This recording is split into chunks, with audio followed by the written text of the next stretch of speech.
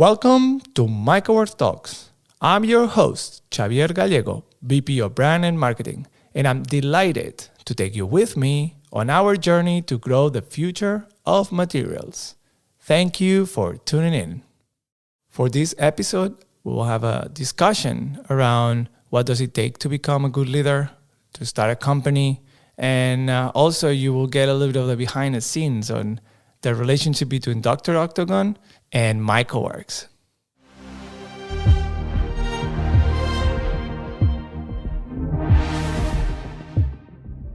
Hello and welcome. I'm really excited to introduce my two guests.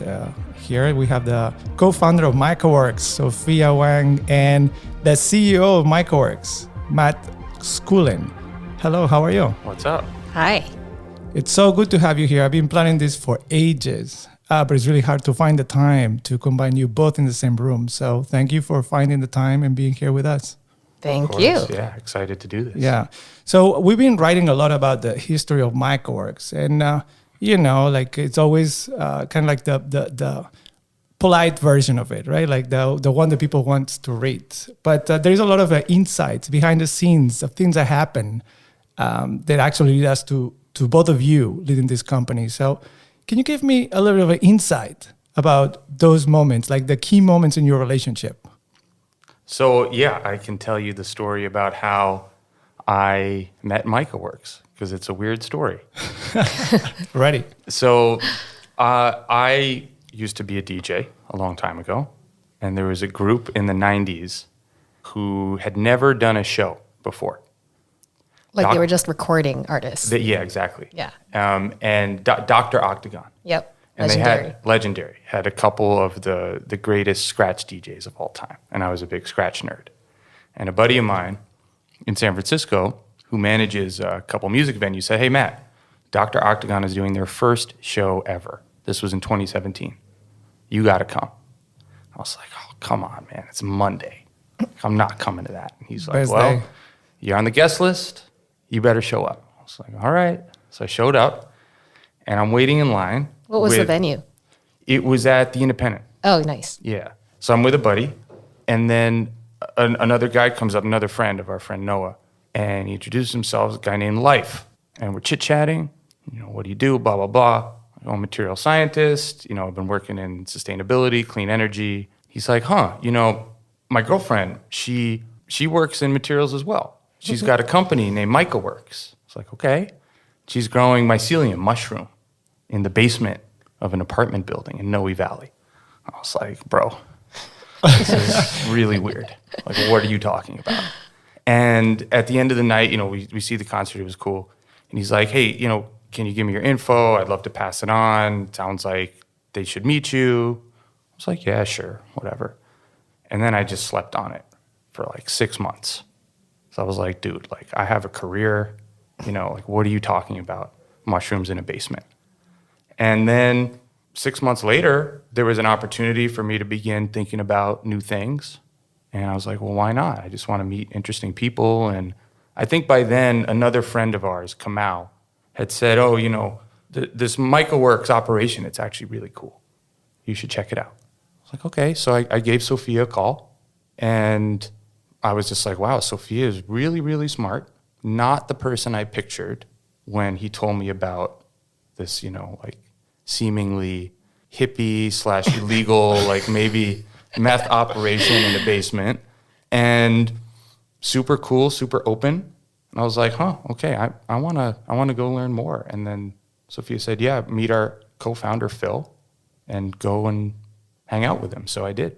I got sold pretty quickly. If I got the same explanation that you, I'd probably be scared, Going to a basement with the gross stuff, it doesn't sound really welcoming. I thought it was fun at that point. I never thought it could be something that I put all of my heart and effort into. I mean, I wanted to learn. It's a very San Francisco story. Those two weirdo artists growing stuff in a basement. And it all felt, it never felt like work. It all felt very natural. It was like, I just want to learn about something. I want to do something cool, meet these people who we seem to have mutual friends with. It was just cool. So I went to explore. that's what was nice about that meeting, is that it was really organic, right? Like we had all these people in common. Kamau is a local artist who's friends with me and our co-founder Phil, and Life's been making fabulous food for fabulous people in the Bay Area for like 20 years. And so it was an organic meeting out of our social community, which was, you know, the intersection of art and music and weirdo research into science. So, you know, on our end, we were at the point where Phil and I knew that we basically needed a pro CEO to steer the team and to help grow the team. Were you the CEO at the time? I was the CEO at the time. So we have a former CEO at the table. Yes. Here we And go. then I tricked them into thinking I was a pro CEO. But I mean, more pro than me at the time, I would say. And, you know, it's not denigrating what I brought to the table, but, you know, there's things that we didn't know how to do that we knew others would know. And so I just remember connecting with you, having that first phone call. I was actually in Life's house. I remember where we had the first phone call. And I was like pacing around the room trying to explain to you all our problems. I remember pacing in my dining room as well. Yeah, I remember that first call because I think there was something about that call where I guess my mind was just getting blown, right? Oh, I was good. like, like this is not what I expected. It's very, very interesting. And here is a very interesting, smart person who I'm connecting with. This is cool, right? There's something cool here. So, Matt, before you talked to Sophia, how much did you know about Mycelium? Nothing. Zero. You'd never even heard of it. Never even heard of it. You know, I was fascinated with biomaterials because I'm a material scientist. I was working in sustainability materials for a long time. And I knew that the future was biology. I had been sort of kicking myself for not studying more biology in college and in grad school. And I was focused actually on trying to stay with solid state materials. So I was interested in biofabrication. I was interested in biomaterials, but it was only an interest. That's all. That's cool. Before we move to the first meeting, which I'm really curious to hear your thoughts around, how was the show? The show was cool. I mean, you know, it was Monday. I was tired. You know, Is it still the only show that Dr. Octagon's ever done? I'm not sure. I don't know if they had a longer tour or what, but you know, it those was guys are getting long old enough. too. You know, that music was cool in the 90s. So it was like, it was fine. That's cool. Oh, but I'm definitely glad I went though. So I wouldn't be here. Yeah, exactly. meeting. Yeah. I should play that music more often at the office. Oh, yeah, it That's should for be the sure. intro song of this podcast. Yeah, that we will try. Outro, at least. know. Yeah. So, Sophia, like, what was your first impression when you met Matt in person, and what happened in that first meeting in person? Like, do you recall? I actually don't I remember. don't recall our first meeting in person. No, I think it was It was a lot of phone. we were on the phone a lot, and I was meeting with Phil a lot Yeah. before you and I met. Yep. So I think we got to know each other quite a bit before Yeah. we actually met in person. I think we basically wanted to connect the science nerds together. Not Yeah. that I'm not my own science nerd in my own right, but I wanted Matt to hear directly from Phil what he had been doing with the mycelium, and, you know, also the legendary story of the first meeting when Matt came to MycoWorks for the first time. And And then, shortly thereafter, met with Hermes. it was With Phil. basically that same day, right? Yeah, it was. Well, I mean, so Phil, I went over to the basement. I wasn't living very far from there, so I walked over. Phil took me down in this basement and showed me all these materials he had been making for years. He had a couple decades of work in there, sculpture, different material prototypes, foams, leathers, stuff like that.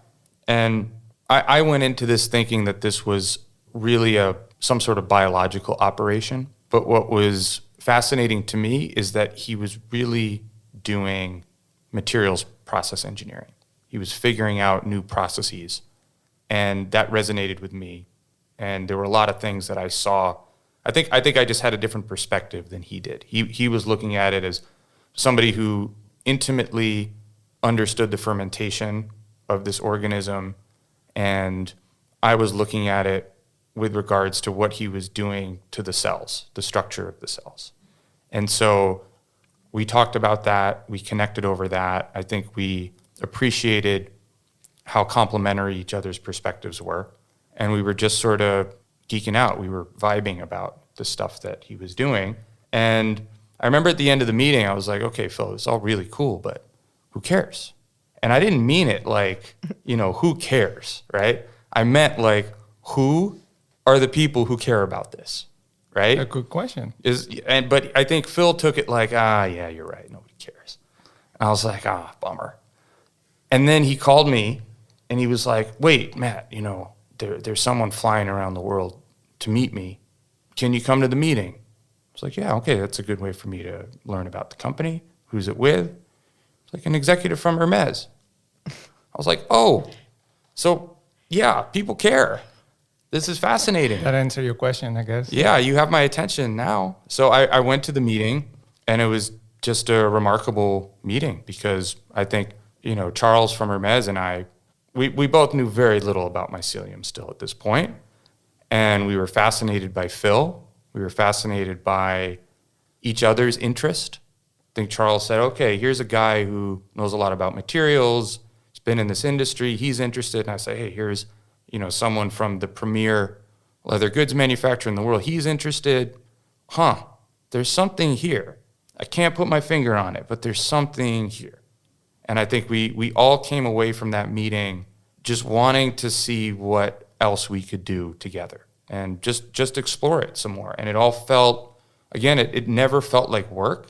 It just felt like, I'm going to learn something new now. I have no idea where it's going to go. I never thought it might become my job. So knowing your point of view is amazing. And I remember your face when you came to my house after the meeting, and I'll share that. But Sophia, from your point of view, you're the CEO of this small basement operation, and you have someone from Hermes there. Like, what were you thinking, By that point, we had gotten invitations and inquiries and solicitations from brands. Wait, how long had the company been around by then? At that point, yeah. 2017. We founded in 2013, so this was 3 or 4 years in, right? And from the start, basically, we had inquiries from brands around the world that got our attention. We're like, okay, so there's interest. Our job is to make this technology available to them. And so our entire focus was finding the right partner who would be able to work with us over time as we grew and scaled our capacities. And at that stage, it was really about getting people on board with the vision, right? Because we had it in hand. We'd grown materials. We demonstrated that this could be a leather-like material, but we were in a basement. We were working out of, a plywood sheet and plastic sheeting lab, and there was a long road ahead of us. So to have Hermes come and visit us, of course, was a huge validation. It showed that we had real partners coming to the table, and it was just a matter of building those relationships and bringing them forward. And on what you said about vision, I think that's why we got along, is because you and Phil did not have a vision about disrupting, quote unquote, the cowhide industry, right, or something like that. You guys obviously wanted to do good for the world, but your vision was much bigger than that. You wanted to bring something cool into the world. You wanted to make something beautiful. And that's what Hermes saw. Right. And that's what I really loved as well, because it wasn't BS, right? It was just so authentic. Like, you two were really genuinely, and still are, just trying to make the coolest thing possible. Yes. And that's why I was like, okay, yeah, like that's why I was hooked, because I was like, I want to make cool stuff too. And here you have Hermes, that's what they do. They make amazing stuff. And that's really what this is about, right? That's what MycoWorks, that's what I saw was the DNA of MycoWorks. It wasn't some, lab to company story.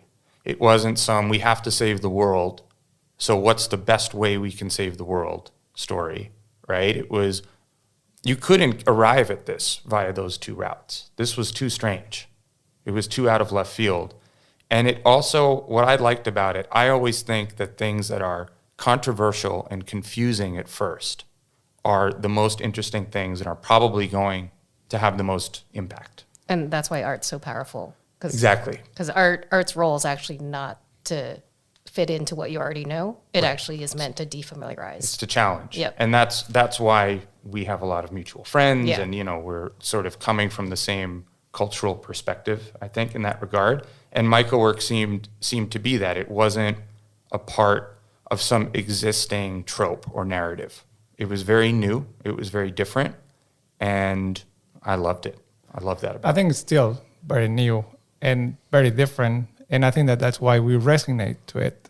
I remember hearing the story for the first time from you at my balcony in Dolores and 24th, which is really close to where the mothership was. And your face, dude, you showed me like a little sample, and your face and the energy and how you were talking about it, I was like, wow, this is cool. And then the fact that you identified you needed help, that was cool too. It's like, I need help to tell the story of this. And then magic happened. Here we are, maybe almost 4 years after. We have this beautiful company. There's a scaling up, right? And all the milestones that we've done. No, like we launched already with Hermes. We saw that beautiful bag, which has like the biggest, like a piece of fine mycelium ever, which makes you think what? What was like in your head when you saw that product for the first time? Well, yeah, when their team came here with the Victoria bag and we got to touch it and feel it and hold it, and actually more importantly, all the fine mycelium experts, like our operators who actually make the sheets that went into creating this bag, when they got to hold it and feel and see like the outcome of their work, it was just like, yes, like we brought everyone in on the coolest thing possible, and they feel so proud, and I felt so proud. It was so beautiful. Yeah, I mean, I felt the same way, but I'm sure, my emotions paled in comparison to yours and Phil's because of all of the time you put in. I mean, Phil's been working on this for almost 30 years, yeah. right? So, I mean, I remember Phil telling me like he was practically brought to tears. Yeah. It's just like, and amazing. It's so cool. I can imagine. And we still have a long journey ahead of us. Yeah. Because what we do is really difficult. And I think that it's important to convey that idea. Like Phil has been working on it for 30 years. Mm-hmm. That's a lifetime for some folks here in the company. Not mine. I'm a little bit older than that. But, it takes time to do it. It takes time for people to see it. And it will take time for people to like wear it. And we have to be, transparent in how we communicate that. But for you, like from all the things that are happening right now at the company, what do you think is the most important one? Yeah, well, first of all, in terms of where we've come from in that time, at first glance, it's very daunting what we have to do next. But I always take solace in looking back at what we have done, particularly in the past couple years through pretty extenuating circumstances with COVID and everything, having to operate and build a company mostly from a lockdown. And, when I met you guys, you only had a couple people. Yeah, we had like maybe 5 total. Yeah. That was 2017, 18? Yeah. And in 2018, I think, it was a very small number of people. And now we're about 200. And we went from the basement in San Francisco to a garage in Emeryville to this factory here in Emeryville, which, is just, it's humming and it's running like a big factory. The team that's put that together is incredible. They've done an amazing job. And so, we hear that a lot because we're so in the trenches. Sometimes it's hard to have that perspective. But people who visited us before the pandemic and then come back 2 years later are just like, what? You did what in the past 2 years? And that's a good reminder. And I think when we remind ourselves of that, it gives us the confidence about what we need to do next. So we're building this big factory in South Carolina. It's a very difficult project, but we've built a factory before under tough circumstances, and we have way more knowledge now, way more resources, way more people. So we're going to do it. Yeah. I'm totally sure that we will. And also, like, what I like about the team, if I can share, is that nobody has done this before, but everybody brings their expertise into it. And I love that. Like, I done marketing, but I never, ever created a technology or sell a new material to the world or tell that story. And imagine that's a challenge that, Sophia, you've been with it since the beginning. So it must be interesting to bring all these folks that probably complement you, but they also, have no idea, of what's going on specifically. So I'm curious to hear about how you surrounded yourself, because it seems pretty clever to me that you identified that you needed a CEO, but also what are the other people that you were bringing that you knew that you needed for you to complement yourself? What are you looking for MycoWorks? Like, what do you want to build here in terms of culture and what's the legacy that you want to create here? Okay, big questions. I know, but like, hey, here we go. We have a few minutes. First question, like, who else did we need to bring on? I mean, everybody, right? So in addition to bringing on a professional CEO who could help grow and scale the team, very immediately, we obviously needed materials experts, like some material scientists, fabricators, people who could actually work with the material and help us with the early prototyping, because even in those early days, we were still making material and delivering to customers because that's how we survived. And learned. Yeah, it was crucial to our learning. So always people to help create the product, and then people to help build the systems around that. So of course, in recent years, we're doing all the standard things you need to do to build a company. We have to build up functions, and then some of it starts to look like, the basic functions of a corporation. Like, of course, we need a robust people team. And of course, we need a robust marketing and brand team. And so, all of this now. One thing I'll say about working, like doing something you don't know how to do, but just doing it anyway, and how that has created such a diverse team. So, this is a biotech company that grew out of an art practice. And so it's in our DNA, right? You work across fields and you figure out what is portable across fields. And that's actually extremely valuable to innovation, because you can look at the knowledge and approach and systems and insights from one space and see how they might support another space. And that's often where very new ideas come from. Vision for MycoWorks. Well, I want us to be legendary in what we've built, and I think we already are, and so we have a really good foundation for that. So we are leaders in this space. I mean, Phil's been doing this since the 90s, and so mycelium materials technology didn't really exist till this era that we've been a leader in. And then I want us to be legends in the company that we've built, and so how I'm trying to help shape that in my role as chief of culture is creating a culture of innovation that is built on diversity of thought and diversity of approach and all the different kinds of insights and expertise. And some of that does come from, diversity of personal identity.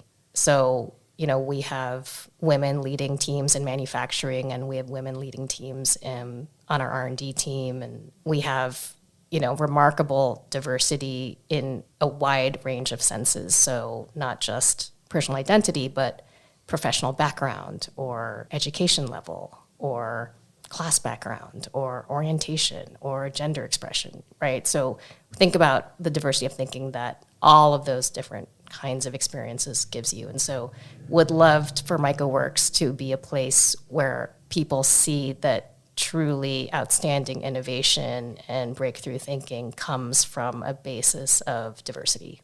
I think they will. And I think that's another thing that we connected on that's incredibly important, which is that we know that what we're doing here is so new and so strange that it's going to require people from very, very different disciplines, right? Yeah. We have people who come from the luxury industry. We have people who come from consumer goods manufacturing, people who come from biotech and fermentation, very strange fields that we have married. And that has been very important to our success so far. And I think we cannot be successful without fostering that further. And I think, it's something that I try to impart on my team and coach MycoWorks through, which is that we have a lot of super smart, very experienced, very successful people here. The team is amazing, but they do not know how to build and grow a mycelium company because nobody does. We do not know how to do that. We are figuring that out in real time. And you cannot go and do something big and new and different like we are unless you have that balance of humility with your expertise. And we're all, I think, becoming better at that as well. But, you know, I mean, Sophia, you were talking about your transition earlier, right? And when I met you guys, I mean, that's one of the things that I was struck by, which I thought was great, is you guys were very humble, you and Phil. And you were also like, I mean, it was hard. Starting a company is hard. I've done it, right? It's really, really hard. Yes. It's taxing. It takes a toll on your mental health. It's really difficult. So, you know, you've been at this for a while now. Yeah, next year will be 10 years. Here we go. Yeah. So when I met you guys, like, what were you feeling at the time? Like, how? I mean, We were at the end of our ropes and resources. I mean, basically, we knew we needed to add a strong partner to the team. I knew that, like, I wasn't closing the funding deals, right? Like, whatever story me and Phil were telling, the vision was there, and we needed to speak a different language. And so I just knew that we needed help with that. And which, by the way, is amazing that you guys knew that you needed help. Yes. it seems so obvious. Right. to But me. it's not obvious to a lot of people. Well, anyway, we knew we needed help. And when life you got it. said that, you know, there's this CEO dude, This random dude from a concert. material science CEO dude, Full who circle. was interested in learning about MycoWorks, I was like, yes, because, you know, we didn't know how to run a CEO search. Like, we were just trying to meet who we would meet.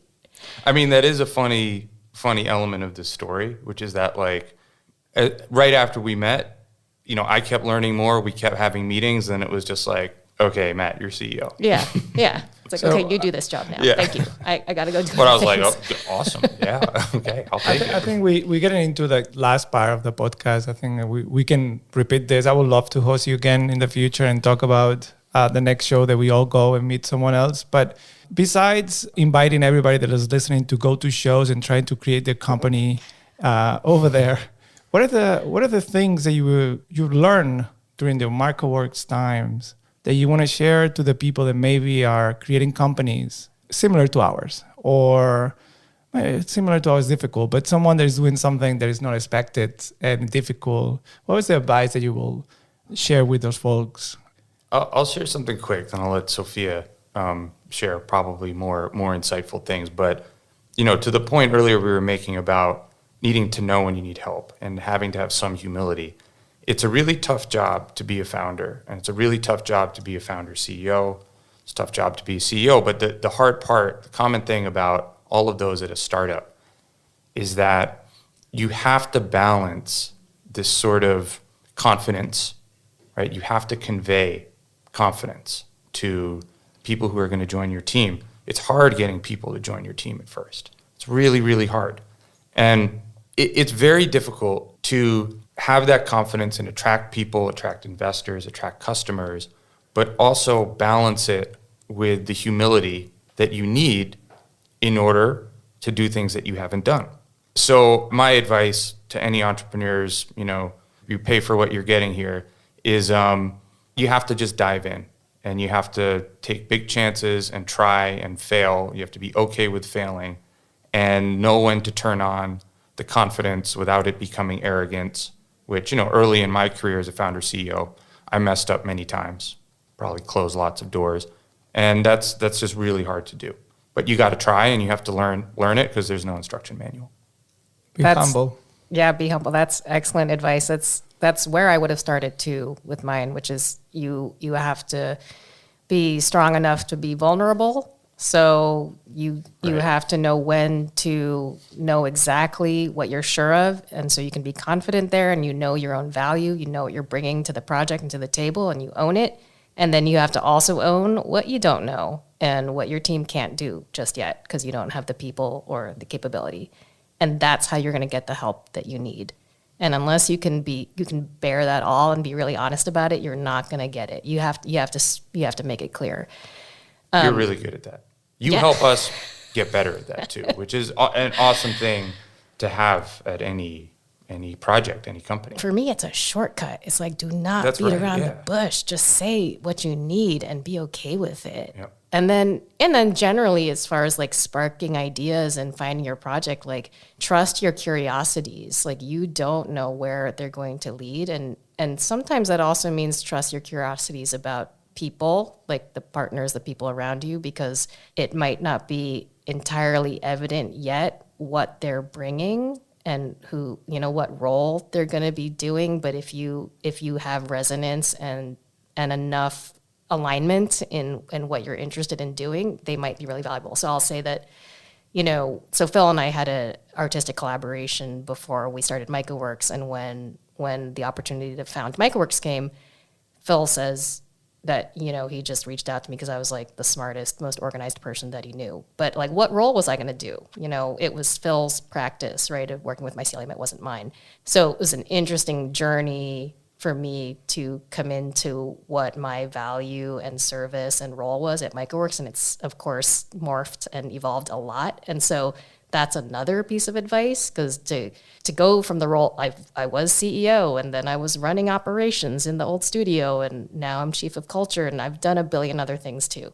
So actually being open to the way that you are going to evolve in your project and not being rigid about your idea of yourself is crucial, because you have to grow as much as your company grows, and your company's going to grow, if you're lucky and successful, 1 billion times faster than you can barely keep up with. So you have to become extremely adaptable and resourceful as a person, which, to come back to the original point, means staying humble. Yeah, be humble. Yeah. And let it grow. And Yeah. MycoWorks is doing such new and interesting things that, you learn very quickly at being at this company. I am just a completely different leader now than I was even 2 years ago, and let alone, 4 years or 10 years ago, right? It's a very steep learning curve here, which is amazing, which is why it's so exciting.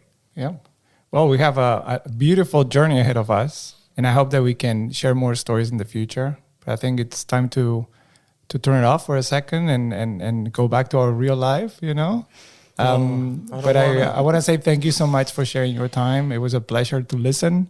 I think that folks will have a better idea on the beginnings of MycoWorks, the behind the scenes, and that show that unite us. So thank you for your time. Thank you. Thank and you. I hope I can see you soon. Thanks, Jebs. Yeah, thank you so Thanks, much. Matt. This is fun. Awesome. Thanks, everyone, for listening to this episode. We hope you enjoyed as much as I did hosting it. We are thrilled to have you with us in our journey. So if you want to learn more, please follow our Instagram page at MycoWorks for our latest news and more. This episode is being produced by Maddie Nathans, sound editing by Carney Ballardo, and content editing by Chantal Otto.